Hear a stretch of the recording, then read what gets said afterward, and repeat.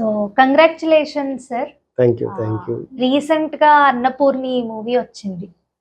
దాని మీద మీరు ఫస్ట్ వాయిస్ రైస్ చేసిన తర్వాత చాలా ఛానల్స్ రియాక్ట్ అయ్యాయి. జీ టీవీ కానీ నయనతార గారు కానీ అపాలజీస్ కూడా చెప్పారు కూడా. So really congratulations for that.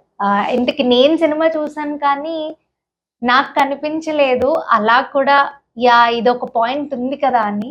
But really you have raised it in like a way. ఎందుకంటే ఆ టాపిక్ లోకి వెళ్లే ముందు మిమ్మల్ని నేను ఒకటి అడగాలి. ఒక వీడియో ప్లే చేస్తాను, అసలు అందులో వ్యక్తి ఎవరో, అసలు ఏంటి కదా అనేది నాకు తెలియాలి. సో ఒకసారి ప్లే చేద్దాం, చూడండి. సూపర్ స్టార్ మహేష్ బాబుని అంటున్నావు అంటే నీ స్థాయి ఎంత, నీ లెవెల్ ఎంత? మహేష్ బాబుని టచ్ చేయడానికి కాదు కదా, నువ్వు దగ్గరికి వెళ్ళి చూడడానికి కూడా సరిపోవు. ఫస్ట్ ఆ విషయం గుర్తుపెట్టుకో. కానీ నువ్వు క్రిటిసైజ్ చేస్తున్నావు, అవమానిస్తున్నావు. ఒక మహేష్ బాబుని అవమానించావు అంటే కొన్ని కోట్ల మంది ఆంధ్ర తెలంగాణ ప్రజల్ని అవమానించినట్టే తెలుసుకో. సో అది ఎవరు మీరు అక్కడ మీసాలు లేవు, ఇంత ట్రాన్స్ఫర్మేషన్ ఇప్పుడు చూస్తే. సో ఎందుకు అంత అగ్రెసివ్ గా మహేష్ బాబు గురించి మీరు అప్పుడు మాట్లాడాల్సి వచ్చింది? అంటే అది ఎప్పుడో కొన్ని ఇయర్స్ ఎగో ఒక చిన్న ఇన్సిడెంట్ జరిగింది. అప్పుడు నేను మాట్లాడింది ఇప్పుడు ఈ మహేష్ బాబు ఫ్యాన్ పేజ్ వాళ్ళందరూ దాన్ని చాలా విపరీతంగా వైరల్ చేస్తున్నారు. నాకు చాలా మంది నాకు కూడా ఇన్బాక్స్ లో పంపించారు. ఆ వీడియో ఎప్పటికీ ఒరిజినల్ వీడియో నా యూట్యూబ్ ఛానల్ ఇప్పుడు ఏదైతే మన ఇంటర్వ్యూ వస్తుందో దాంట్లో ఉంది. అంటే సిచ్యువేషన్ ఏంటంటే ఎవడో ఒక ఈ టాక్ షోస్ ఉంటాయి కదా, స్టాండప్ కామెడీ దానికి సంబంధించి, అందులో ఒక స్టాండప్ కామెడీ చేసే వ్యక్తి అతను విజయ్ ఫ్యాన్ అనుకుంటారు. సో వాడు ఏంటంటే తెలుగు యాక్టర్స్ గురించి మాట్లాడుతూ మహేష్ బాబుని చూడండి, అతను ఏ ఎక్స్ప్రెషన్కైనా ఒక రాయిలాగా ఒక చెక్క ముక్కలాగా ఉంటుంది అతని ఫేస్. సో ఎక్స్ప్రెషన్స్ ఏమి ఉండవు, బట్ ఏది ఎక్స్ప్రెషన్ లేనటువంటి ఒక మహేష్ బాబుకి ఒక గోడకి ఒక చెక్కకి తేడా లేదు అన్నట్టు మీనింగ్ వచ్చేలా ఏదో మాట్లాడాడు. ఎగ్జాక్ట్ వర్డ్స్ గుర్తులేవు నాకు. దాంతో నాకు ఒకసారి బీపీ రేజ్ అయింది, నేను ఇంక తగులుకున్నా అండి. సో అది నిజం చెప్పాలంటే నా ఛానల్లో కన్నా మిగతా ఛానల్ వాళ్ళు దీన్ని ఎవరైతే కాపీ చేసి పెట్టుకున్నారో అప్పట్లోనే అది వాళ్ళ ఛానల్స్ లో వైరల్ లేదు. అదే గుంటూరు కారం సిచ్యువేషన్ లో దాన్ని ఎవడో బయటకు తీసాడు, మరి మహానుభావుడు ఎవడో కానీ అడిగింది. నమస్కారాలు. సో ఈ విధంగా మొత్తానికి ఆ గుంటూరు కారం యొక్క ప్రమోషన్స్ లో నేను కూడా భాగమైనందుకు చాలా హ్యాపీ ఫీల్ అవుతున్నాను. అసలు అంటే మీరు 2 సినిమాలు చూసారు కదా? మీరు రెండు చూసాను నేను. సో నిజాయితీగా చెప్పండి, ఏ సినిమా బాగుంది? ఇప్పుడు ఆ కాంట్రవర్సీ కన్నా కూడా ఇప్పుడు ఈ కాంట్రవర్సీ ఎక్కువ అవుతుందేమో. అంటే నిజాయితీగా చెప్పాలంటే మొన్న నా రివ్యూలో కూడా చెప్పాను, దేవుడి గుడికి వెళ్ళినప్పుడు మనకి ప్రసాదం పెడతారు. సో బయటకు వచ్చిన తర్వాత మనం ఏం చేస్తాము, అన్నం తింటాము. రెండింటిలో ఏది కరెక్ట్, ఏది బాగుంది, ఏది బెటర్ అంటే ఏం చెప్తాం? కంపారిజన్ లేదు. ప్రసాదం అనేటటువంటిది ఒకసారి వస్తుంది, తీసుకుంటాం, తింటాము, దాంతో కడుపు నిండుతుంది కానీ మనసు నిండుతుంది. సో మనం చేసేటటువంటి భోజనం వల్ల కడుపు నిండుతుంది. సో అది వేరు, ఇది వేరు, రెండు కంటెక్స్ట్ వేరు. అది స్పిరిచువాలిటీకి సంబంధించింది, ఇది ఎంటర్టైన్మెంట్ సంబంధించింది. ఇప్పుడు మొన్న మీట్లో మీరు ఇప్పుడు చెప్పినట్టే గుంటూరు కారం గురించి కూడా మీరు అగ్రెసివ్ గా మాట్లాడినట్టు తెలిసింది. అది అంటే ఏం లేదు, దాని సిచ్యువేషన్ అంటే కుర్చీ మడత పెట్టి సాంగ్ ఉంది కదా, నేనే అగ్రెసివ్ గా స్టేట్మెంట్ ఇవ్వలేదు కానీ అది ఊరికే కాంట్రవర్సీ అయ్యింది. అంటే మహేష్ బాబు స్టామినా స్టేచర్కి ఆయన కటౌట్ అలా నిలబడితే చాలు, దానికి మళ్ళీ ఎవడో వచ్చి కుర్చీ మడత పెట్టి అనేటటువంటి డైలాగ్ని త్రివిక్రమ్ గారు కానీ ఇప్పుడు ఆయన డైలాగ్స్ తోటి ఆయన తీసినటువంటి క్యారెక్టరైజేషన్స్ తోటి ఇప్పటికీ ఇంకా చాలా మంది దర్శకులు అదే వరవడిలో అదే పంచ్ డైలాగుల్ని, అదే ప్రాసల్ని, అదే యాసల్ని ఇమిటేట్ చేస్తున్నారు చాలా మంది రైటర్స్. అలాగే చాలా మంది short film writers, web series వాళ్ళు అందరూ బయటకు వచ్చారు. సో ఆయన ఎవరిదో డైలాగు వాడడం ఎందుకు అన్న క్వశ్చన్ మార్క్ వేసా అంతే, నేనేమి మిగతాది ఏం చేయలేదు. సో మహేష్ బాబు గారికి కూడా అవసరం లేదు, ఆయన స్టామినాకి ఆయన నిలబడితే కోట్లు కురుస్తాయి. నా చిన్నప్పటి నుంచి వాళ్ళ ఫాదర్ చిన్నప్పటి నుంచి అది super star, born super star కడుపును పుట్టినటువంటి ఆయన. అదే ఆయనకు కూడా తనకంటూ ఒక ఇమేజ్ అయితే ఆయన కూడా క్రియేట్ చేసుకున్నారు కాబట్టి వాళ్ళకి ఎవరిదో డైలాగ్ అవసరం లేదు అన్నది నా యొక్క ఒపీనియన్ అంతే. దాన్ని మన వాళ్ళు సోషల్ మీడియాలో దాన్ని ఇంత పెద్దది చేశారు.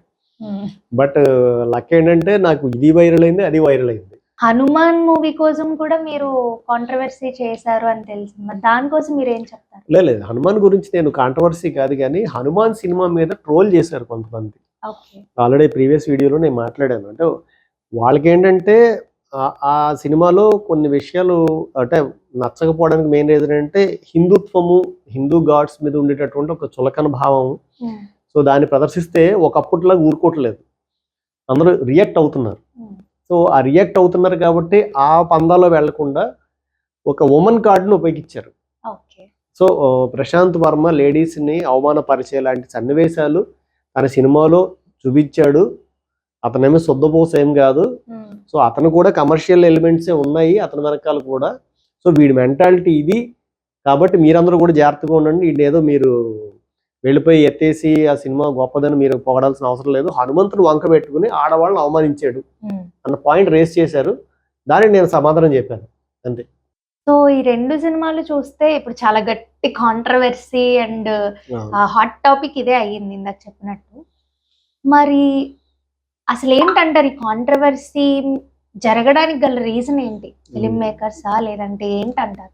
అంటే యాక్చువల్గా రివ్యూ రైటర్స్, ఫిలిం మేకర్స్ ఇవన్నీ అనుకుంటున్నారు కానీ అంటే వీళ్ళది ఒక 5% నుంచి 10% ఉండొచ్చు. కానీ దీంట్లో ప్రధానమైన కారణం నాకు అనిపించింది ఏంటంటే ఇందులో జగత్ బాబు గారు అలాగే సునీల్ గారు 2 క్యారెక్టర్స్ వేశారు, విలన్ క్యారెక్టర్స్. సో వాటి పేర్లు మార్క్స్, లెనిన్, అంటే కార్ల్ మార్క్స్, లెనిన్ పెట్టారు. అంటే ఒక కమ్యూనిస్టు వాళ్ళకి ఎవరికైతే ఉన్నారో వీళ్ళు ఒక డెమిగాడ్స్ అనమాట. అంటే వాళ్ళు దేవుడు నమ్మరు కానీ వీళ్ళ సిద్ధాంతాలు నమ్ముతారు. ఇది కాకుండా ఇందులో కొన్ని ఉన్నాయి. యాకోబు అనేటటువంటి పేరు వస్తుంది. క్రిస్టియన్ ఏంటర్ నువ్వు అని అడుగుతాడు. జిల్టన్ బాబ్జీ అని చెప్పేసి ఒక క్యారెక్టర్ ఉంది. సో ఆ క్యారెక్టర్ని కూడా ఏంటంటే జిల్టన్ బాబ్జీ అని పెట్టుకున్నావు క్రిస్టియనా అని అడుగుతాడు. సో దీంతో ఏమైందంటే వీళ్ళు ఆ సందు కోసం చూస్తున్నారు. సో ఆల్రెడీ సినిమా చూసిన వెంటనే ఆ గుంటూరు కారు వీళ్ళకి రాసుకున్నట్టు అనిపించింది. అనిపించిన తర్వాత ఇంకా కరెక్ట్గా హనుమాన్ అనేటటువంటి దానికి సంబంధించి థియేటర్స్ ఇవ్వట్లేదు, లేకపోతే ఇంకోటి గొడవ స్టార్ట్ అయింది. సో ఈ మధ్యలో వీళ్ళు దూరి ఇది హనుమాన్ని సపోర్ట్ చేస్తున్నట్టు కాకుండా ఈ మన త్రివిక్రమ్ గారి మీద ఈ సినిమా మీదకి లెక్కేశారు. సో మెయిన్ నాకు కనిపించిన రీజన్ అయితే వీళ్ళే ఎక్కువ చేశారు అల్లరి. నిజంగా ఇప్పుడు హనుమాన్ అంటే ఇప్పుడు ఎవరైతే మహేష్ బాబు ఉన్నాడో ఆయన కూడా హనుమంతుడి భక్తుడే, చిరంజీవి గారు హనుమంతుడి భక్తుడే, పవన్ కళ్యాణ్ గారు, రామ్ చరణ్ మొత్తం అందరూ హనుమంతు. ఇప్పుడు ఇందులో కాంట్రవర్సీ తీసుకొచ్చినటువంటి క్యారెక్టర్ ఏముంది దాంట్లో? ఏం లేదు, చిన్న విషయాన్ని పెద్ద చేశారు. సో ఇది పాయింట్ 1. పాయింట్ 2 ఏంటంటే మనకి ఇప్పుడు జనవరి 22వ తారీఖుని రామమందిరం అనేటటువంటిది ఎప్పుడో 500 సంవత్సరాల కళ అది నెరవేరబోతుంది. మొత్తం దేశం అంతా కూడా ఒక ఉద్విగ్న పరిస్థితులకు లోనయ్యేటటువంటి ఆ ఫేవర్ రాముడి యొక్క పారవస్యంలో ఉంది. అలాంటి టైంలో హనుమంతుడు ఎంట్రీ ఇచ్చాడు. ఈ హనుమంతుడు ఎంట్రీ ఇచ్చిన వెంటనే ఈ యొక్క థియేటర్స్ అనేటటువంటిది క్లాష్ ఎప్పుడైతే వచ్చిందో అది కొంచెం దానికి ఆద్యం పోసినట్టు అయింది. మెయిన్ అయితే దానికి అడ్డుపడుతున్నారు, హనుమంతుడికి అడ్డుపడిపోతున్నారు అనేటటువంటి దాన్ని తీసుకొచ్చారు. కదా తీసుకొచ్చింది ఎవరు అంటే సామాన్యమైన ప్రేక్షకులు లేకపోతే మహేష్ బాబు ఈ హ్యాటర్స్ వీళ్ళెవరు కాదు. ఈ మధ్యలో ఈ కుహనా మేధావులు ఉన్నారు కదా, వీళ్ళు దాన్ని చాలా అద్భుతంగా ఆ ఎకోసిస్టమ్ ఎలక్ట్ అయింది. అంతే ఈ కమ్యూనిస్ట్ ఐడియాలజీ ఉన్నటువంటి వాళ్ళ యొక్క ఎకోసిస్టమ్ దాన్ని జస్ట్ అలా ఒక తిప్పారు అనమాట. నిజంగా నేను సినిమా చూశాను, నాకు కూడా సినిమా నచ్చింది, బాగుంది. కాకపోతే మరి ఎందుకు తీసుకొచ్చారు అంటే నాకు కనిపించిన రీజన్ అయితే ఇదే కనిపించింది. మరి మీరు చెప్పినట్టు ఈ విలన్స్ కి లెనిన్, కార్ల్ మార్క్స్ అని పెట్టడం కరెక్ట్ కాదేమో కదా? కరెక్ట్ కాదంటే మనం అంటే మొత్తం ఈ కమ్యూనిస్ట్ భావజాలంతో సినిమాలన్నీ ఒకసారి చూసుకుందాం. సో అందులో ఉండేటటువంటి విలన్స్ ఎవరు ఉంటారు? రెడ్లు, రాజులు, లేదనుకుంటే అగ్రవర్ణాలు ఎవరెవరైతే ఉన్నారో వాళ్ళే ఉంటారు, అంతే కదా, వాళ్ళే విలన్స్. ఇప్పుడు రీసెంట్గా వచ్చినటువంటి శ్యామ్ సింగ్ రాయ్ అనేటటువంటి సినిమా ఉంది, దాంట్లో కూడా ఎవరు విలన్ మెయిన్? అంతే కదా, మరి వాళ్ళే ఉన్నారు. సో ఆ టైంలో రానటువంటి క్వశ్చన్ జస్ట్ ఒక 2 క్యారెక్టర్స్కి పెడితే ఎందుకు వస్తుంది అంటే నేను అది క్వశ్చన్ చేస్తున్నాను. వై? మరి అప్పుడు తీసుకున్నాం కదా, మేము బాగానే తీసుకున్నాం, సినిమాలు హిట్ చేసాం. సో మీరెందుకు దాన్ని తీసుకుని ఈ సినిమాని హిట్ చేయలేకపోతున్నారు? అంటే మీకు ఒక న్యాయం, మాకు ఒక న్యాయమా? అంటే వీళ్ళ ఐడియాలజీ ఎలా ఉంటుందంటే వీడు జిఎస్ఎం వేసుకుని మాట్లాడతాడు, బట్ అంబానీ నాశనం అయిపోయిన కోరుకుంటాడు. వీడి ఇంట్లో 24 hours కరెంట్ ఉండాలి, కాకపోతే పవర్ ప్లాంట్ పెడతామంటే రోడ్డు ఎక్కుతారు, రోడ్లు వేయాలంటాడు, ఆ రోడ్డు వీడి పొలం పక్క నుంచి వెళ్ళకూడదు అంటాడు. మామూలుగా కాదండి అసలు వీళ్ళ ఐడియాలజీ ఏటో, వీళ్ళ విధానాలు ఏటో, వీళ్ళ వ్యవహారం ఏటో నాకు అసలు అర్థమై సావదు. వీళ్ళు ఇంతే. కాకపోతే ఏంటంటే ఒక్కసారి ఒక దాంట్లో అంటే అక్కడ ఆ ప్రాంతంలో కొంతమందికి ఆ పేర్లు సహజంగా ఉంటాయి. వాళ్ళు అలా సహజంగా కొన్ని పేర్లు పెట్టుకుంటారు. ఏ పేరు లేకపోతే ఏం పెట్టుకుంటారు? అయితే మీరేమంటారు అసలు ఈ సినిమా మొత్తం నచ్చింది అంటారా? లేదా నచ్చనివి ఏమైనా ఉన్నాయా? ఏదైనా ఫ్లాస్ ఉన్నాయా? అంటే ప్రతి సినిమాలో మనకు నచ్చినవి ఉంటాయి, నచ్చనివి ఉంటాయి. అంటే పర్సనల్‌గా నాకు మనోభావాలు దెబ్బతిన్నటువంటి ఒక పర్టిక్యులర్ సీన్ ఉంది. అదేంటంటే శ్రీలీల డాన్స్ చేస్తూ చేస్తూ మహేష్ బాబు యొక్క లుంగీ లాగేస్తది. దానికి నేను చాలా ఫీల్ అయ్యాను. పర్సనల్‌గా హర్ట్ అయ్యాను. మగాడికి కూడా మనోభావాలు ఉంటాయి. నా మనోభావాలు కూడా దెబ్బతిన్నాయి. అంటే ఓకే. జస్ట్ ఫన్నీగా చెప్తున్నాను. అంటే నచ్చదంటే ఇప్పుడు ఎతుక్కోవాలి నేను. ఇది వాళ్ళ నచ్చలేదు అంటే ఎందుకో మదర్ అండ్ సన్ రిలేషన్‌షిప్ యొక్క ఇది ఏదో అలా జస్ట్ తేల్చేసినట్టు అయితే అనిపించింది. అంటే దానికి నాకేమి ప్రాపర్ రీజన్ నాకైతే కనబడలేదు. అంటే అంత అలాగా కొడుకుని వదిలేసుకుని ఉండి అంత సిచ్యువేషన్, అలాగే మళ్ళీ ఏమిటో సెకండ్ మ్యారేజ్ అని దాన్ని ఇటు తిప్పి అటు తిప్పి ఏదో చేశారు. ప్రాపర్ రీజన్ కనబడలేదు. ఫ్లాస్ చాలా ఉన్నాయి కానీ అన్నిటినీ ఒక్కడు భుజాన్ని వేసుకుని మొత్తానికి లాగేశాడు. బట్ ఇంకొకటి పర్సనల్‌గా కొద్దిగా నాకు అనిపించింది అంటే అస్తమానం మహేష్ బాబు స్మోక్ చేయడం. ఆ బీడీ అనేటి ఆయన అదే నేను కాల్చలేదు, అదేదో ఆయుర్వేదిక్ బీడీ అని బీడీ అని చెప్పి చెప్పారు. అన్నారు. బట్ ఏదైనా ఎందుకో అది అది అంత అవసరమా ప్రతి సీన్‌లో అని నాకైతే అనిపించింది. సో ఇలాంటివి 2, 3 ఉన్నాయి కానీ బట్ ఓవరాల్‌గా నాకైతే నచ్చింది.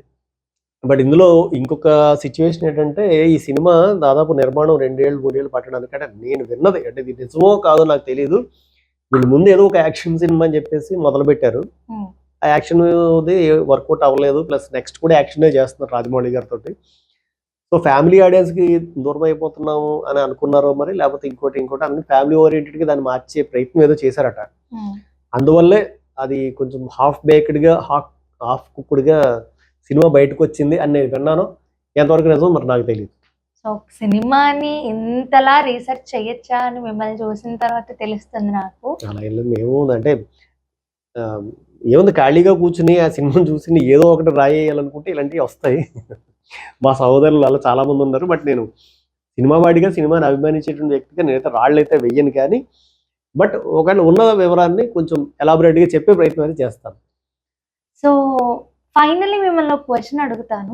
మీలాంటి రివ్యూవర్స్ కి హెల్ప్ అయ్యేలాగా మీరేమని వాళ్ళకి సలహా ఇద్దాం అనుకుంటున్నారు? అంటే నేనే సలహాలు ఇచ్చేంత సిచ్యువేషన్ కాదు కానీ అంటే రివ్యూవర్స్ కానీ ఫిలిం క్రిటిక్స్ అని వస్తున్నారు వీళ్ళకి కానీ ఏంటంటే మీరు మీ లైఫ్లో కనీసం మీరు ఎప్పుడైనా ఒక కెమెరాని ఎదుర్కొని ఒక డైలాగ్ చెప్పారా? కెమెరాని తీసుకొని ఒక సీన్ అయినా మీరు డైరెక్ట్ చేసి తీసారా? మీరు తీయగలుగుతారా? లేదు కదా. మరి అలాంటప్పుడు ఒక సినిమాని చూసి ఊరికి అది బాలేదు ఇది బాలేదు అని చెప్పడం కన్నా మీరు ఏం చేస్తారంటే వెళ్ళి ఒక చిన్న సీను డైరెక్ట్ చేయండి, లేదా ఒక చిన్న షార్ట్ ఫిల్మ్ డైరెక్ట్ చేయండి. అప్పుడు సినిమా వాడికి కష్టం ఏంటో మీకు అర్థమవుతుంది. మీరు బతకాలన్నా కూడా ఆ సినిమాయే కావాలి. కాబట్టి సినిమాని రెస్పెక్ట్ చేయండి. మనకు అన్నం పెట్టేటువంటి సినిమాని రెస్పెక్ట్ చేయండి. అంతే నేను కోరుకునేది. Wow, what an ultimate answer sir. Really the correct answer and correct proportions లో అన్ని పాళాలకి సమపాలంగా మీ ఆన్సర్స్ ఉంటాయి. లేదు నా మనసులో ఉన్నదే నేను చెప్పాలనుకున్నదే చెప్పాను. ఎందుకంటే రివ్యూస్ చూసి సినిమాకి వెళ్తున్నప్పుడు ఆ రివ్యూ తోటి సినిమాని చంపేయకండి. జస్ట్ ఆడనివ్వండి. ఆ సినిమా రివ్యూ వచ్చిన రోజే చెప్పేయాలని ఆత్రం కాకుండా ఒక 4-5 రోజులు దయచేసి గ్యాప్ ఇవ్వండి. వాళ్ళు అదే కోరుకుంటున్నారు, నేను అదే చెప్తున్నాను. So thank you so much for your time sir. Definitely ఇంకా ఇలాంటి మంచి మంచి వీడియోస్తోను ఇంకా ఫర్దర్ మంచి ఇంటర్వ్యూస్ తోను మనం మళ్ళీ కలుసుకుందాం. తప్పకుండా ఇంకొంచెం బెటర్గా ఇంకొంచెం గట్టిగా మనం చేద్దాం. సో థ్యాంక్స్ నా యొక్క ప్రేక్షకులందరికీ కూడా మీ అందరి సహకారము, మీరు నా వీడియోలను ఇలాగా బయటికి తీసుకురావడం, మీరు వైరల్ చేయడం వల్లే యాక్చువల్గా అన్నపూర్ణి అనేటటువంటి ఆ సినిమాకి సంబంధించినటువంటి ఆ రిజల్ట్ వచ్చింది. వాళ్ళ నుంచి కూడా రియాక్షన్ వచ్చింది. నెట్ఫ్లిక్స్ ఓటీటీలో నుంచి అయితే తీసివేయడం అయితే జరిగింది. కాబట్టి మీకు అందరికీ కూడా పేరు పేరున నేను నా కృతజ్ఞతలు తెలియజేసుకుంటున్నాను.